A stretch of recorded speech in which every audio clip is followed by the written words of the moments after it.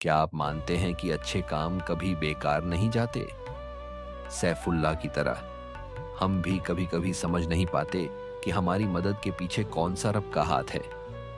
कुलशेर नगर के एक चौराहे का दृश्य था, जहां पर शहर भर के गरीब और दिहाड़ीदार मजदूर अपनी जिंदगी की जरूरतों को पूरा करने के लिए काम की तलाश में खड़े रहते थे। इस चौराहे पर एक दिन सैफुल्लाह नामक एक अमीर व्यक्ति आया, जो किसी मजदूर की तलाश में था। सैफुल्लाह को किसी मजदूर से काम करवा लेने की आदत थी। वह किसी मजदूर से काम करवाने के लिए चौराहे पर आया। चौराहे पर जमा मजदूरों की भीड़ को देख वह एक से दूसरे को देखता था, जैसे समंदर की लहरें एक बारगी किनारे पर आती हैं और फिर लौट जाती हैं। जैसे ही कोई व्यापारी किसी मजदूर से काम करने के लिए आता, मजदूरों की ओर से तेज आवाजें आती, मैं हाजिर हूं, मैं हाजिर हूं। इस दृश्य को देख सैफुल्लाह को एक तरफ तो दर्द हो रहा था, लेकिन दूसरी तरफ वह हैरान भी था, क्योंकि इस भीड़ में एक मजदूर ऐसा था जो चुपचाप एक कोने में बैठा था। उसकी आंखों में आत्मविश्वास और भरोसा था। ऐसा लगता था कि कोई उसे काम देने के लिए खुद ही आएगा। सैफुल्लाह उस युवक के पास गया और उससे पूछा, क्या तुम्हें काम चाहिए? युवक ने जवाब दिया, मैं आपका काम करूंगा, लेकिन मुझे 50 दिरहम चाहिए। सैफुल्लाह हैरान होते हुए बोला, 50 दिरहम? यह तो बहुत ज्यादा है। बाकी मजदूर तो सिर्फ 5 दिरहम लेते हैं।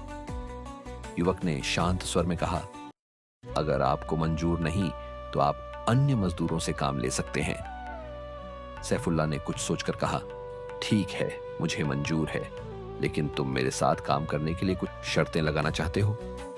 युवक ने कहा, मैंने आपसे कहा था कि मेरे पास शर्तें हैं, बिना इन्हें माने मैं काम नहीं करूंगा। सैफुल्लाह आश्चर्यचकित हो गया और बोला, शर्तें तो आमतौर पर मालिकों के पास होती हैं, तुम कौन होते हो शर्तें लगाने वाले? युवक ने अपनी शर्तें बताईं। पहली शर्त है कि आप मुझसे कोई सवाल नहीं पूछेंगे। दूसरी शर्त, जब अजन होगी तब से लेकर नमाज के समय तक मैं काम नहीं करूंगा। तीसरी शर्त यह है कि यदि आपने मुझसे कोई सवाल किया तो मुझे इस बात का हक होगा कि मैं इसका जवाब दूं या नहीं। सैफुल्लाह मुस्कुराकर बोला, अच्छा, मुझे यह मंजूर है। युवक ने फिर काम शुरू किया और सैफुल्लाह देखता रह गया। वह काम जो सामान्यतः एक मजदूर पूरे दिन में करता था, यह नौजवान मात्र 2 घंटे में कर दिया था। सैफुल्लाह ने युवक से ज्यादा काम करने को कहा और खुद बाहर चला गया। युवक उसी समय मिट्टी खोदने में व्यस्त था कि अचानक अजान की आवाज सुनाई दी। युवक ने तुरंत अपना औजार छोड़ दिया और नमाज के लिए निकल पड़ा। सैफुल्लाह के बेटे ने देखा और कहा, तुम तो काम छोड़कर जा रहे हो, यह मट्टी तो बराबर कर जाओ। युवक ने जवाब दिया, खामोश, अब मैं किसी की नहीं सुनता। जब अजान हो जाए तो मैं केवल उसी को सुनता हूं जिसने सब कुछ बनाया है। सैफुल्लाह को और भी हैरानी हुई। वह चुपचाप इसे देखता रहा। युवक नमाज पढ़ने के बाद वापस आया और फिर से काम में लग गया। शाम होते ही सैफुल्लाह ने युवक से पूछा, क्या मैं तुम्हारे लिए खाना लाऊं? युवक ने कहा, मैं रोजे से हूं। सैफुल्लाह और भी हैरान हुआ, क्योंकि रमजान तो अभी शुरू भी नहीं हुआ था और युवक नफली रोजा रखकर काम कर रहा था। सैफुल्लाह ने युवक को 50 दिरहम दिए और कहा, क्या तुम अपना नाम बता सकते हो? युवक ने कहा, मैंने आपसे पहले ही कहा था कि आप मुझसे कुछ सवाल मत करें। इतना कहकर युवक वहां से चला गया। सैफुल्लाह इस वाक्य से बहुत प्रभावित था और यह सोचते हुए कि वह युवक कौन था, चौराहे पर अगले दिन पहुंचा। लेकिन आज वह युवक वहां नहीं था। सैफुल्लाह ने अन्य मजदूरों से पूछा तो उन्होंने बताया कि वह केवल पियरे और हफ्ते को ही आता है। सैफुल्लाह अब चौराहे से घर की तरफ चल पड़ा। रास्ते में एक बूढ़ा आदमी उसे मिला, जो बेहद कमजोर दिख रहा था और बहुत मुश्किल से चल पा रहा था।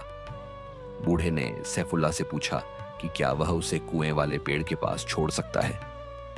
सैफुल्लाह ने हामी भरी। बूढ़े ने बताया कि उसका बेटा बीमार है और आज उसकी दवा खत्म हो गई है, लेकिन उसे कोई चिंता नहीं, क्योंकि उसे भरोसा था कि अल्लाह ने उसके बेटे के लिए हफ्ते भर का इंतजाम कर रखा है। सैफुल्लाह को यह सुनकर आश्चर्य हुआ और उसने बुजुर्ग को उस पेड़ तक पहुंचा दिया। कुछ समय बाद सैफुल्लाह ने देखा कि एक आदमी नीले रुमाल में लिपटे हुए तेजी से आया और उस बूढ़े को दवा दे दी। यह देखकर सैफुल्ला को समझ में आ गया कि यह वही आदमी है जो गरीबों की मदद करता था। सैफुल्ला ने उस आदमी से पूछा कि वह कौन था, लेकिन आदमी ने चुपके से कहा कि वह कोई खास नहीं है और इसे कोई कमाल नहीं मानता। सैफुल्ला इस वाक्य को देख बहुत प्रभावित हुआ। सैफुल्ला ने कई दिनों तक नीले रुमाल वाले आदमी को ढूंढा, लेकिन वह कहीं नजर नहीं आया। फिर एक दिन सैफुल्ला ने चौराहे पर उसी मजदूर को देखा। सैफुल्ला उसके पास गया और कहा, मैंने तुम्हें ढूंढ लिया, अब तुम्हें मेरे साथ चलना ही होगा। मजदूर ने अपनी शर्तें फिर से बताईं। सैफुल्ला ने कहा, ठीक है, मुझे मंजूर है। सैफुल्ला और मजदूर साथ में काम करने लगे, लेकिन एक दिन मजदूर की तबीयत खराब हो गई। मजदूर ने सैफुल्ला से कहा, अगर आज मेरी मौत हो जाए तो मेरी वसीयत के अनुसार मेरे कुछ काम पूरे कर दीजिए। मजदूर ने सैफुल्ला को एक पीतल की हंडियां दी और कहा कि चौराहे पर एक पेड़ के नीचे खड़े होकर वहां आने वाले एक सफेद दाढ़ी वाले बुजुर्ग से यह हंडियां ले लें। वह बुजुर्ग तुम्हारी मदद करेगा।